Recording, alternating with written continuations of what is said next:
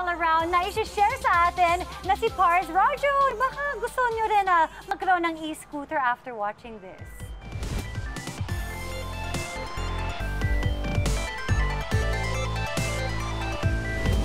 Hi mga Mars!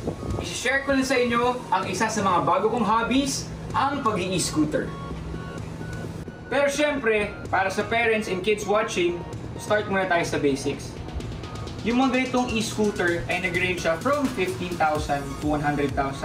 Pero syempre, depende yan sa specifications niya, kung gaano kalayo kaya niyang takbuhin, ilang kilometers, sa tires niya, kung ano yung features niya. Pero meron din tayo pang beginner or pang advance. So depende yan sa inyo. Ang importante guys, na gusto ko lang din sabihin sa inyo, kailangan syempre ng protective gear.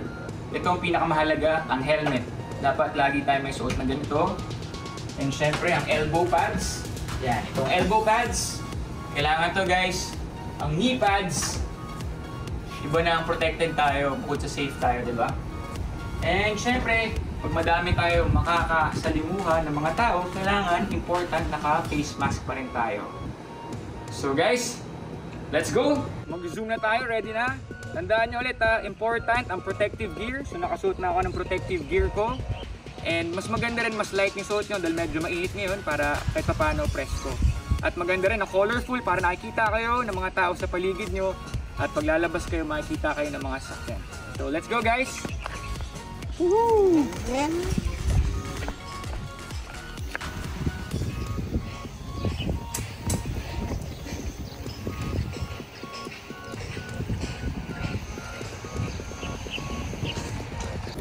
So guys, ganito ako sa village namin palagi para syempre mas makarelax ako pag stress ako, and syempre nakikita ko sunrise, minsan naman sunset, and syempre nature lover din ako, so nakikita ko magandang paligid.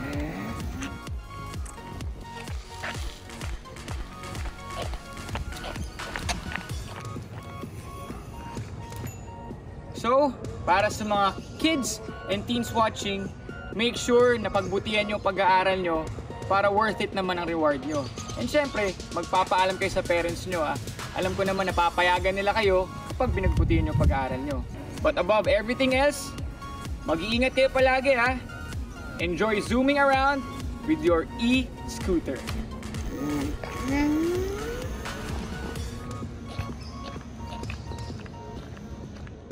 Nice one, Pars Rojon. Salamat naman sa pag-share ng iyong mga tips, no, Mars, pagdating sa pagbili ng e-scooter, pati na rin sa paggamit nito. Thank you, Mars.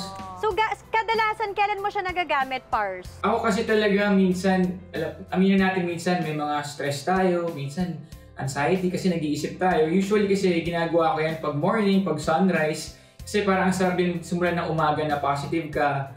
Tapos minsan naman pag sunset, iba rin kasi dahil nature lover din ako, so iba rin yung nakalanghap ka ng fresh air, and parang bonding din namin to. Kasi meron akong e-scooter, tapos meron din kami e-bike, dahil doon ko naman iniikot si Baby Joaquin, so at least may fresh air din siya. Yun.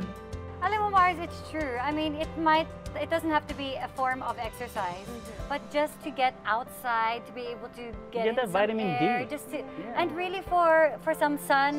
Yeah. Diba? It really helps in boosting our mood and actually even in our health. Yeah, totoo mo. Diba? Yeah. So At yeah. saka yung pakiramdam mo lang na nakalabas ka. Yeah. Kahit hindi siya Oo ganun naman. kalayo, kahit malapit lang yung pupuntahan mo, pero maiba-iba lang at mawala ka lang sa apat na pader ng bahay mo. Yes. Makes a lot of difference for your sanity. Oo, absolutely.